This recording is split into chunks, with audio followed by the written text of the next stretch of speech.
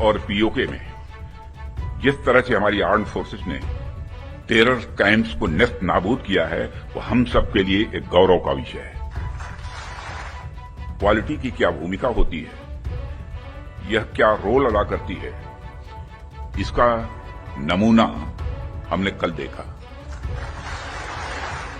जो शौर्य और पराक्रम दिखाया है, उसके लिए मैं हृदय से बधाई देता हूं। जिस तरह से इस ऑपरेशन को किसी भी इनोसेंट को नुकसान पहुंचाए बिना मिनिमम कोलेटरल डैमेज के साथ अंजाम दिया गया, वह इसलिए संभव हो पाया क्योंकि हमारे formidable and professionally trained arm forces के पास इक्विपमेंट भी हाई क्वालिटी के थे। ऑपरेशन सिंदूर एग्जीक्यूट किया गया, वह अनइमेजिनेबल है, बहुत ही सराहनीय है। इसमें 9 टेररिस्ट कैंप्स तबाह हुए और अच्छी खासी संख्या में आतंकी मारे गए। साथियों, सबसे पहले तो मैं हमारी आर्म फोर्सेज ने कल जो कार्रवाई की है,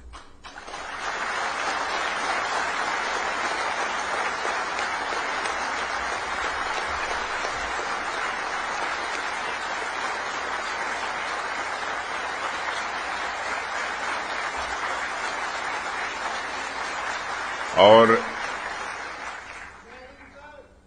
जय हिंद, जो शौर्य और पराक्रम दिखाया है, उसके लिए मैं हृदय से बधाई देता हूं। पाकिस्तान और पीओके में जिस तरह से हमारी आर्म फोर्सेस ने टेरर कैंप्स को नेस्त नाबूद किया है, वो हम सब के लिए एक गौरव का विषय है।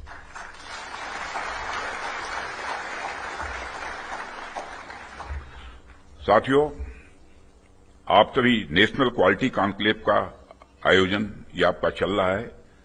क्वालिटी की क्या भूमिका होती है, यह क्या रोल अदा करती है, इसका नमूना हमने कल देखा।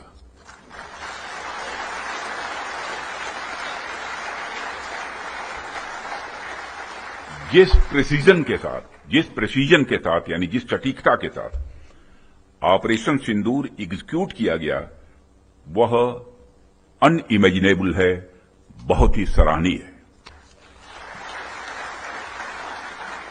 इसमें 9 टेररिस्ट कैंप्स तबाह हुए और अच्छी खासी संख्या में आतंकी मारे गए।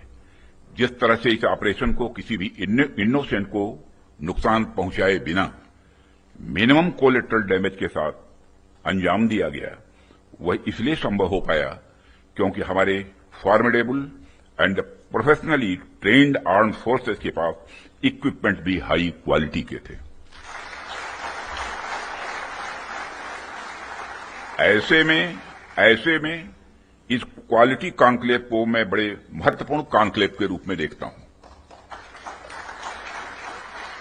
मैं इस आयोजन के लिए डिपार्टमेंट ऑफ डिफेंस प्रोडक्शन और इनके secretary defence production Shri Sanjeev Kumar को भी हार्दिक बधाई देता हूं और क्वालिटी एश्योरेंस ऑर्गेनाइजेशंस को भी मैं बधाई देता हूं। साथियों, अभी मैं इस कॉन्क्लेव की थीम देख रहा था, fast tracking of quality assurance through integrated approach and technology enabled processes. आपकी यह थीम मुझे बेहद अच्छी ही नहीं लगी, बल्कि दिलचस्प भी लगी, इंटरेस्टिंग लगी।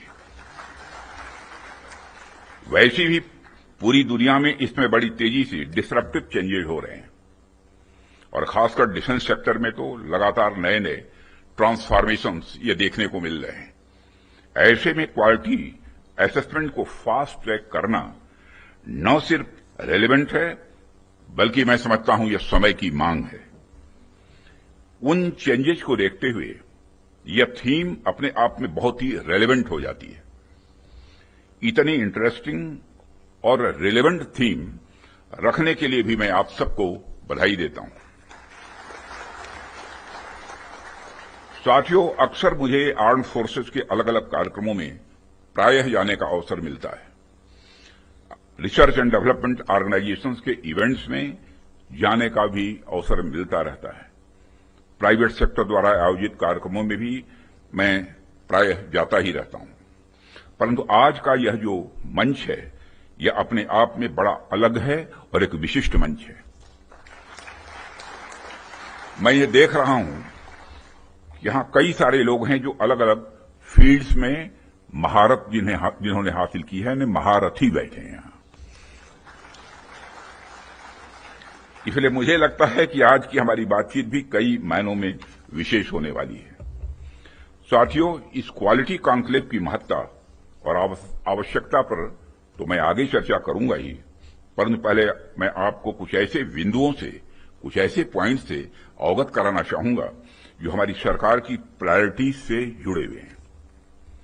2014 में माननीय प्रधानमंत्री जी के नेतृत्व में हमारी सरकार आने के बाद प्रधानमंत्री जी ने हमें एक अत्यंत महत्वपूर्ण सूत्र प्रदान किया। उन्होंने शुरुआत में ही डिफेंस प्रोडक्शन सेक्टर के एम्पावरमेंट पर विशेष बल दिया। उन्होंने जो सूत्र दिया उसके पीछे की फिलॉसफी थी डिफेंस सॉवरेंटी। डिफेंस सॉवरेंटी का मतलब कि जब तक कोई देश अपनी डिफेंस नीड्स में कैपेबल तथा सेल्फ रिलायंट नहीं होता तब तक उसकी आजादी पूरी तरह से नहीं मानी जा सकती। जब तक हम अपनी सुरक्षा के लिए इंपोर्ट पर डिपेंडेंट रहेंगे तब तक कहीं न कहीं हमारी आत्मशक्ति में अधूरापन रहेगा ही। अगर हम अपने हथियार और रक्षा उपकरण विदेशों से खरीदते हैं तो इसका मतलब है कि हम अपनी सुरक्षा को आउटसोर्स कर रहे हैं और उसे किसी और के भरोसे छोड़ रहे हैं। यह बात लॉन्ग रन में सही नहीं हो सकती। हमारी सरकार ने इस विषय पर गंभीरता से सोचा और आत्मनिर्भरता हासिल करने का निर्णायक कदम भी उठाया है।